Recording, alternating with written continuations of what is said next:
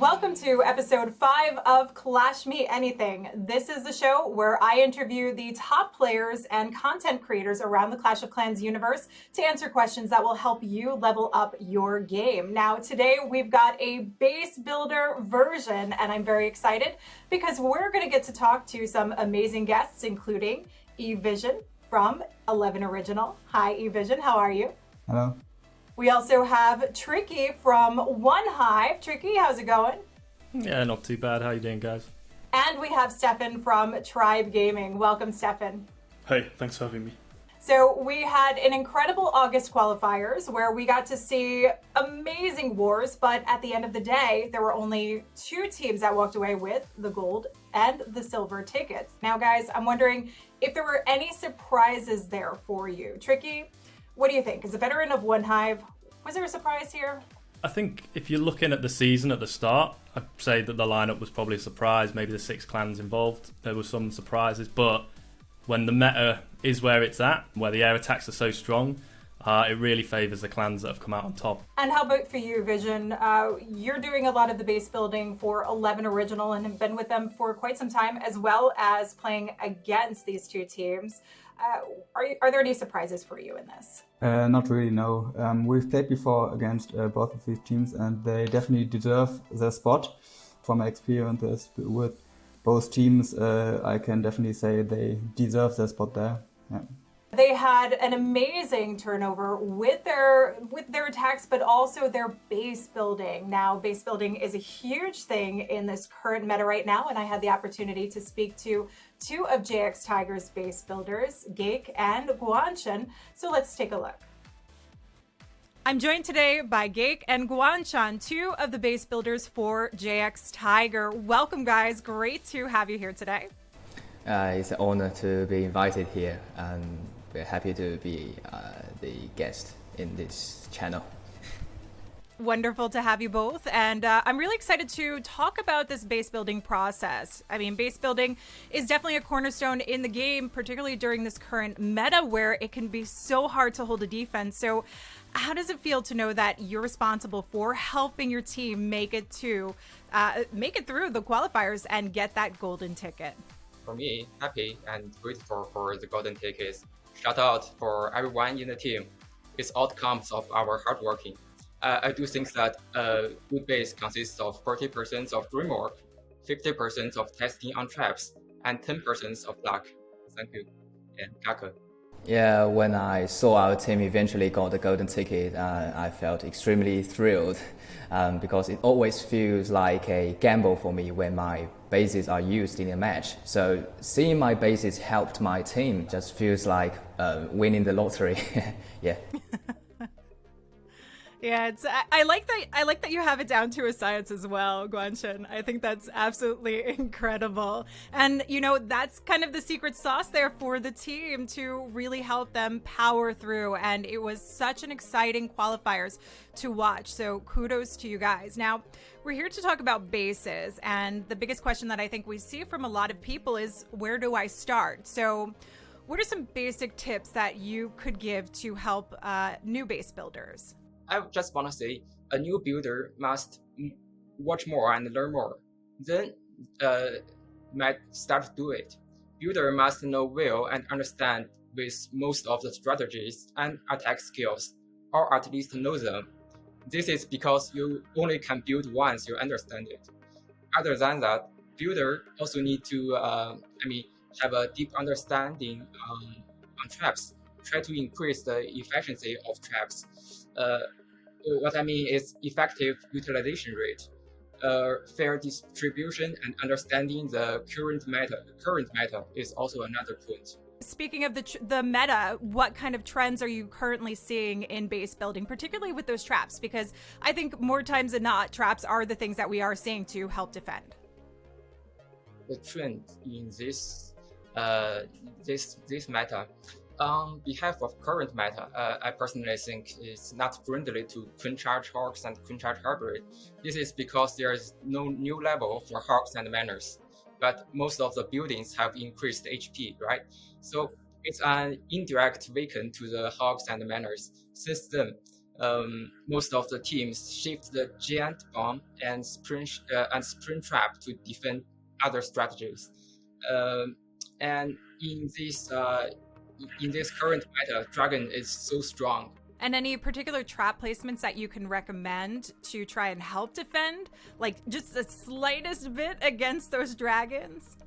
I don't think the traps can defend these strategies. It's decide on many things. Even without the Warden Aura, it's in 2 sinking airmen and 1 air bomb to kill 1 Dragon Rider, right? So, and in total there are only 8 sinking airmen. So the hardest part is the placement of air defensive buildings such as Inferno Tower, Scattershot, and air defense and Expo, something combined together to defense these strategies. With the air attacks, with Drag Riders and Hydra, we see a lot of blimps in use, and it's a shame to see the fact that the air traps are not doing as much for trying to take the dragons down or the Drag Riders. But can those traps be then used in a particular way to help try and knock down the blimps? We've seen a couple of those working through. Any recommendations on that? The most important part is the setting of the tornado trap. You can either put it in front of the town hall compartment to stop it before it finally reaches the town hall, or you can just put it next to the town hall. So when the CC, like the loons or drag riders, come out from the blimp, they will get rotated away from the town hall and then get killed by air defense or some seeking air mine or red bombs around the town hall. So with this being a base building segment, we wanted to actually have you guys break down a base for us in the whole process. So we've selected a base from the August qualifiers from your game against NY Amazing. And this was the attack that GYY did. Can you explain this process for base building in this particular base? This base successfully defends 3 times. It has been tested many times. Firstly, we make a general framework and set a suitable placement for Town Hall and Scattershot, Inferno Tower, and Eagle Artillery. Next, we consider to first defense against Pika Smash. That's why we decide to minimize the building in the middle part with the objective to reduce the value of Pika Smash. Then we make the 2 main area in connecting, so the trap will be likely first. This will be make the attacker to give up some ground traps on this base. Next, we look into how to defend against Queen Charge, Shredder, and Inferno Dragon. We have tried a lot of times the base testing on this base to adjust the placement of traps, air defense, aerials, and other buildings. The town hall in this base is basically free to take. Most of the traps are placed in other area, since our target is to secure a 2-star defense. Now, with it being so difficult to actually try and defend, particularly because there are so many different strategies to try and defend against, which you've just explained how you've built this looking at every different angle with the strategies. Where are you happy with as far as the success rate in a war? How many defenses will make you happy in a war? I think under this current meta, 2 to 3 defenses will satisfy us greatly. Yeah. Okay. Yeah. And I think that's a lot of teams are looking. They're happy to see if they can even hold 1 defense. But this is why we are seeing you guys powering your way through again to the World Championship. So with everybody knowing that now that we're going to see you in the World Championship finals, do you have any last words for your fans? We do want to give our appreciation to those who keep supporting us because it is their encouragement that helped us go through our tough times early this year and eventually got to the golden ticket. So we are forever grateful. Yeah. For me, enjoy the games, have fun in game and life, and forgive my broken English. You've done really well. I am impressed. And You know, I think this is great because you have your own fans, and now you're bringing so many more fans from across the world that are excited to see you here. We'll look forward to having you in the World Championships at the end of the year. Thank you so much for joining me today.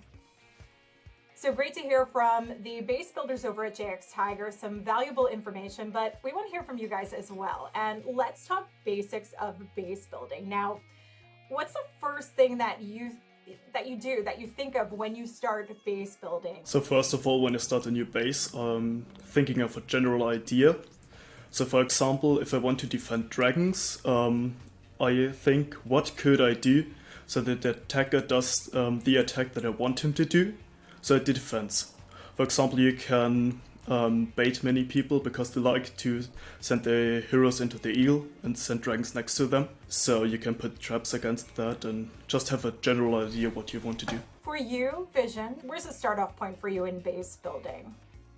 In EVE, we have like only a small team where we work together, and we have like 2 people who analyze what enemies, what other clans we face. They make like a list of which attacks they play and special kind of things they like to do. And if I have that information, after that I try to build a base directly against the specific clan which we're going to play against. At least for like bigger leagues or so. In smaller tournaments we just rerun bases we used in bigger tournaments or so. So knowing what you're up against is really important when trying to build a base. Yeah. I think that's definitely something that we see a lot of, particularly in this competitive community. Now, Trickey, for you and OneHive, you do not only Town Hall 14 high-end competition, but you have a lot of mixed varieties. So from the base building standpoint, where does that start in the various Town Hall levels? Yeah, I think one of the big things I'd add to what the guys have said is it's keen to identify what is the purpose of the base, right? Really understanding actually what's the purpose of this base, what war am I going to use it in, what scenario in Clash of Clans am I going to use it in. That'll give you a lot of steer and a lot of information. Actually, then what do I need to put into the base? Do I need to prioritize trying to bait something and prioritize traps? Do I need to prioritize the current meta within that format? In Legends League, do I prioritize actually the most common attacks that players are using? So yeah, it's really keen to have clarity on what am I actually building this base for? What are my priorities in the game that I'm building and putting effort into my bases for? Speaking of those priorities and what you have to put in, are there any pitfalls that you see new base builders starting to run into? Really early on, one of the key ones is leaving critical defenses reachable from outside of the base with, say, a queen, or reachable on the corner of a certain part of a compartment. I think understanding, especially around your critical defenses, everything from multi-infernos, Town Hall 10 upwards, all through to scatter shots coming through and Town Hall upgrade coming through. You've got to understand how you're protecting anyone easily identifying and taking out those defenses. Anytime there's a base where you can just, get a multi-inferno while the queen's walking around the outside, or a king can just walk in, get the eagle and get an inferno. These are just kind of fundamental errors that no matter what meta, no matter what's happening, your base just can't afford to have these problems in it. Yeah, I think that is a big one where you just see that open value for anyone. And, actually, I wanted to talk a little bit about baiting in general. So why don't I ask you this, Vision? When you're looking to try and force someone into a certain type of entry to go in a certain way, where are you going with this and how are you doing it for, say, queen walks and queen charges, or even these blimps that we're seeing a lot of in Town Hall 14? We have like a system where we watch out what other players do, and if we see like that they like to walk like around the town hall and then like into a compartment or so, this is something that you can take advantage of, because once you know where the player most likely is going to go, you can put like 7 or even 8 SAMs or so against that specific charge. Or you can, like, if there's a single inferno, so you can put like a few skelly traps or even like the tornado trap or so in front of it to actually prevent players from reaching the single and therefore having problems with their charge. That's like the basics more or less to trying to defend a queen charge. And oftentimes you can also like try to force the attacker into a specific attack if you build the base in a specific way that it looks easy, but once you trap it, the attacker actually fails. Yeah. I think that's always like the highlight, is to see when base building is at its finest, when you can really force someone into an entry and it just goes oh so very wrong. It's definitely a win for base builders all around on that. The current meta being, at least for Town Hall 14, kind of just being so heavily geared towards air, does that make it a little bit easier to try and force some of these baits, Stephan? For me, it does, because like most of the people, you can make them think it's an easy attack if you don't have to encounter any sweepers. So if you put sweepers on two sides of the base and just leave one side open, most of the players will just spam dragons on this side. And if you have the tornado and all the air traps against this entry, they are just going to fail, because there's nothing you can do against those traps. Now, for your vision, same sort of thing, but with all of these air attacks, how is this affecting your base building? With these air attacks, you have to like differentiate, because they are like Lalo hits and like plant dragon hits, and there's oftentimes just air spam like Hydra or like Inferno Jax or so. And the like Lalo and so is actually not that hard to defend. At least most of the players, there are a few who can just who are just better, let's say it this way. But with air spam, it's in my opinion just difficult if you're going up against a clan who hasn't got like a preset of attacks they're doing, because if they choose the other side, which you haven't baited, it's just going to triple and you don't have enough traps to actually defend it. So you have to be pretty sure from where the attacks are coming. So for me at least, I find it a bit more random how base building works in this meta. And Trickey, I mean, with knowing that air is one of the more common strategies, at least particularly in Town Hall 14, is this leaving an opening? Like, how is this actually affecting you? Are you seeing openings for people just going in with more ground? Air meta is really tough, because if it's ground meta strong, you've got all the walls, you've got almost all the traps, because the air traps are still useful because there's often healers involved. So you get to a point with air meta, as kind of the other guys have alluded to, where you stack the deck entirely against it, right? You've just got to throw everything at it. It's the only way to counter it. You're potentially even trying to fully bait an exact attack, with dragons or whatever it is. And so yeah, that will naturally, my first priority is there a good warden walk on this base, or is there good P.E.K.K.A pathing? That's not really what you're currently building the base around.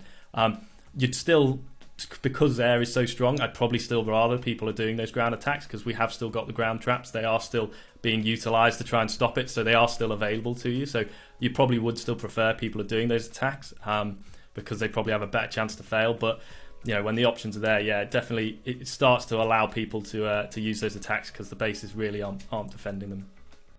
And Stephan, do you agree with this as far as, the trends for base building? Are you seeing any sort of cycling within this, with air being strong and trying to defend, or seeing any openings leading into those grounds, or, wanting to see more of that coming through?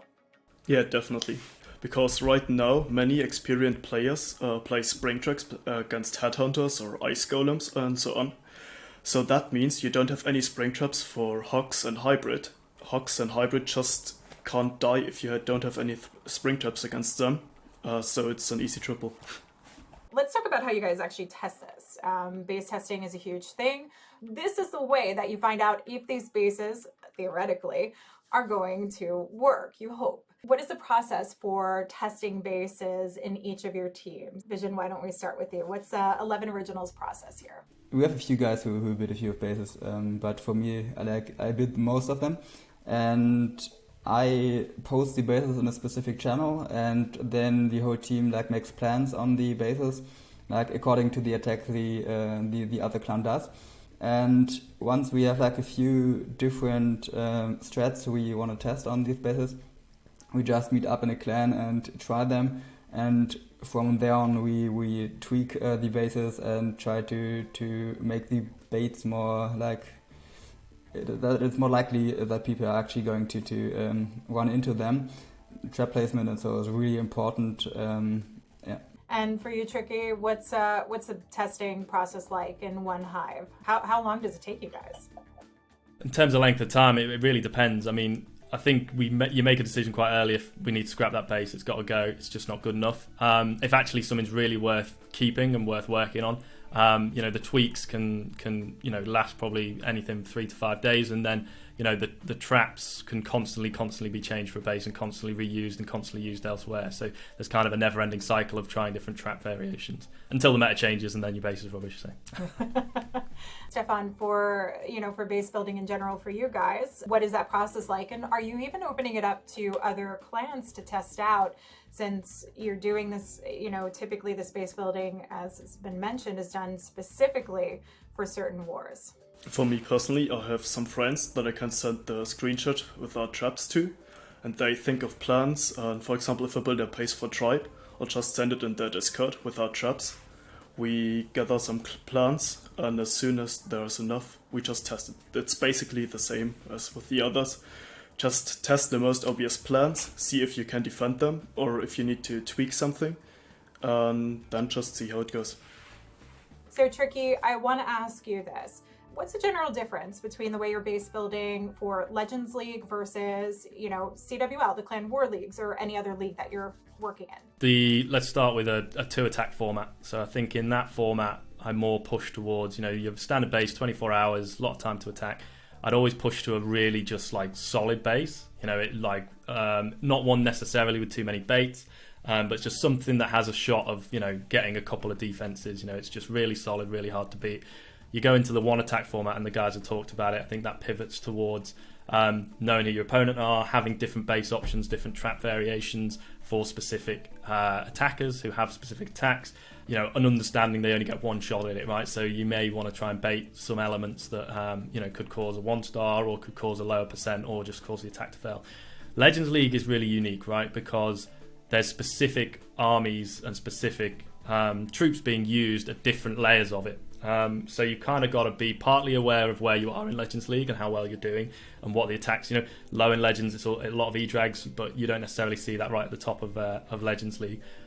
Secondly, especially if you're at the top, the base cycling, the base information people know the base you had yesterday, they know the base you had the day before yesterday. So there's a lot of I need a new base and a new base, I need different options, I need to change the traps from yesterday. So I think it's really knowing what you're expecting your opponents to use, keeping your base fresh in Legends League, but also, making it something that you get 30 seconds. Actually, it's quite hard to work out what exactly I want to do. Any level of commonality, I've seen this 10 times in Legends League, this is attack number 11. It's just not going to cut it. Yeah.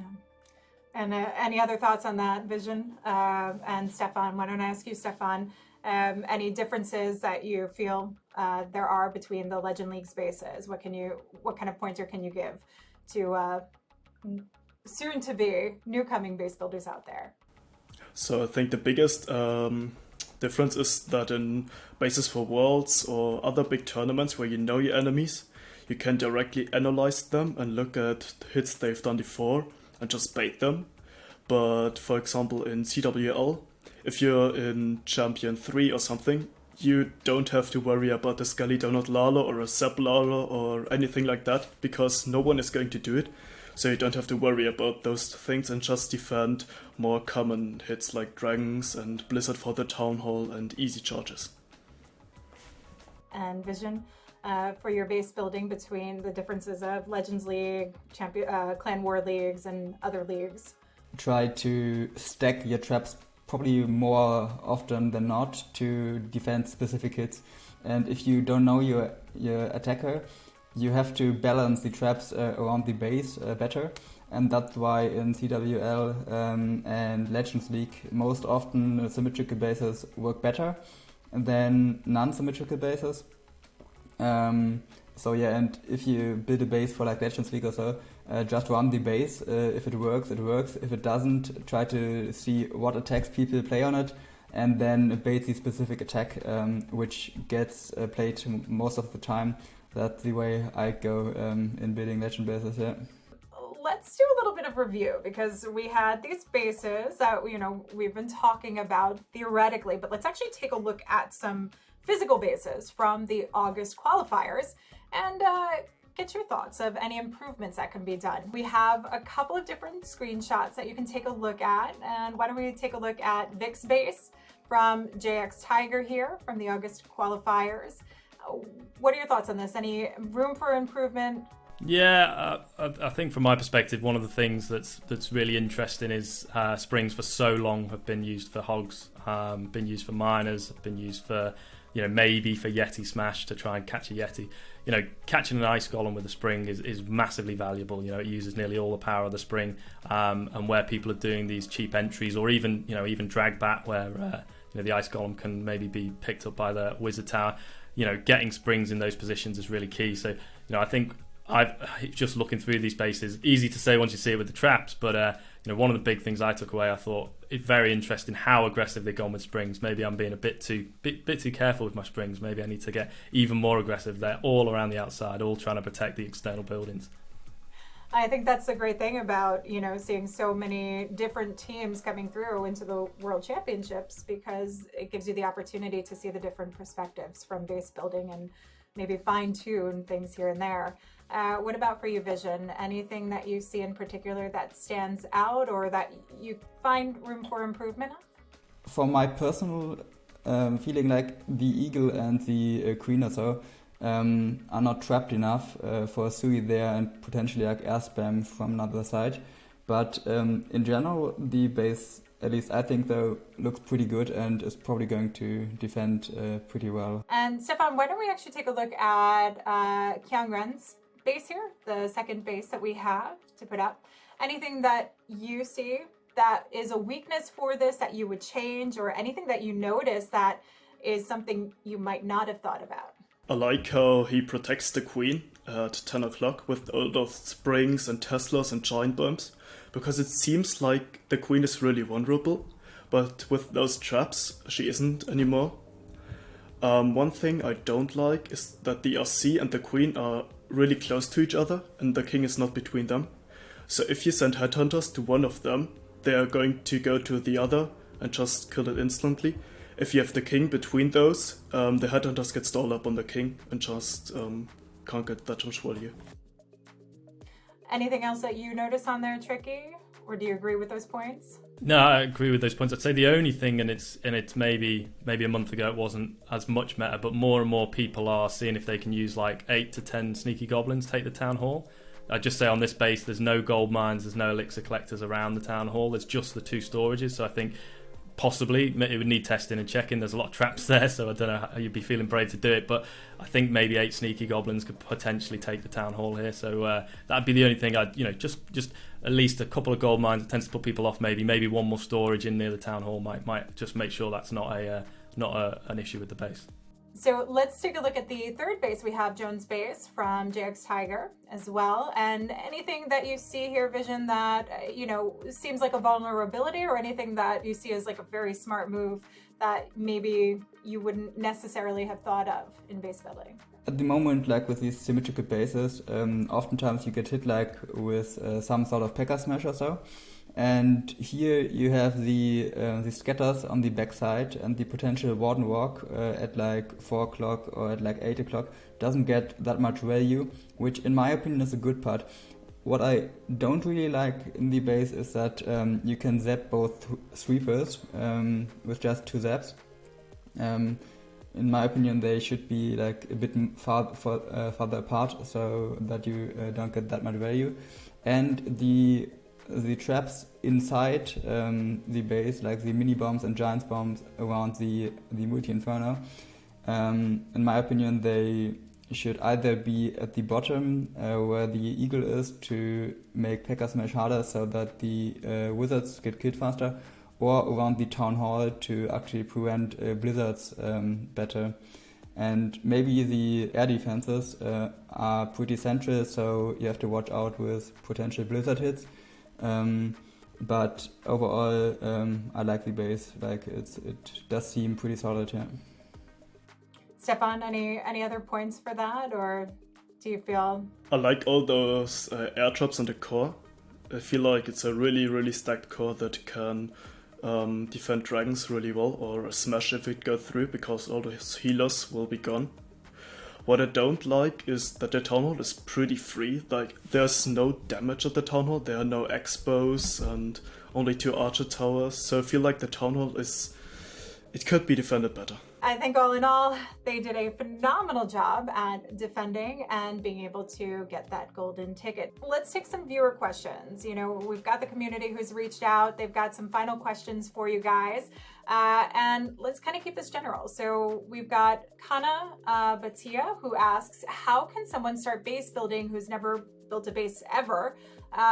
Where do I start building? So what we often did was we'd take a really good base, whatever town hall it is that's successful, and just take maybe one compartment with a key defense in it, maybe one of the compartments with a multi-inferno, maybe one of the compartments with the eagle if it's a town hall 11 base, and then just build out from there. You know, and I think the principles of, and it's not always the same, but if you're separating key defenses into different compartments, making sure they're not easily accessible, you know, you'll start to get the framework of what's a solid base.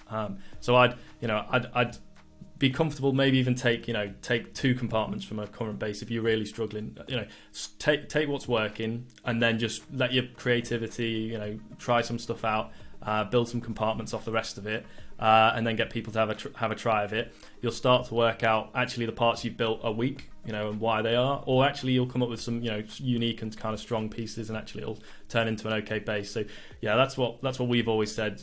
To start off, look at bases that are good, that are successful, research them, take compartments from them, and then, you know, create what you want off the back of that.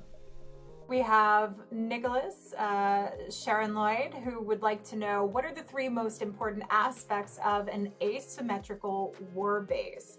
In general, you want to use an asymmetrical war base so that you don't have to spread out your traps completely. Like if it's symmetrical, both sides more or less have to have the same amount of traps, because the attacker can just go into one side.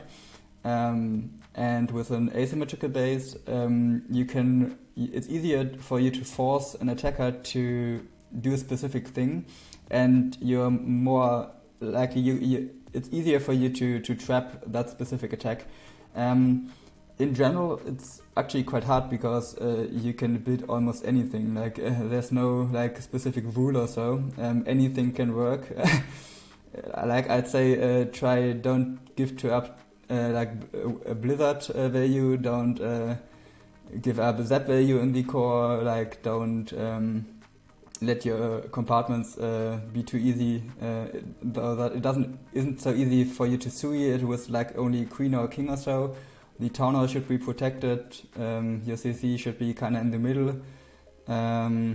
Yeah, it's really hard, and it's such a great overview that you can't just say here and that. These are the specific things. There are so many different things that can work. I kind of giggled a little bit because when you talk about don't give certain value, I go back to thinking of couple of times where I've seen people just hand over Skelly donut value to Synthe, you know, so it's like you have to know who you're going up against, which you guys have spoken a lot about, you know who your opponent is and make sure also that you're building for that.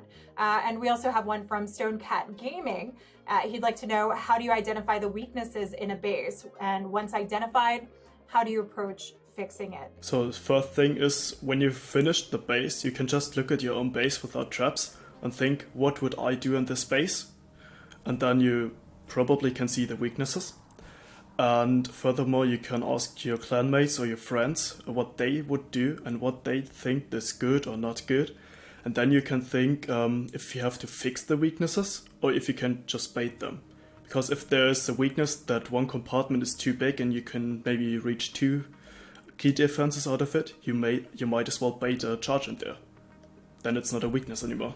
I want to thank you guys so much for the incredible input and the great insight for our viewers out there. So thank you, Trickey, Vision, and Stephan for joining today. Great to have you all. Don't forget, we've got the next qualifiers getting lined up and ready to go. So make sure that you're there, that you're tuned in to watch all the incredible action for September. Until next time, we'll see you guys on the battlefield.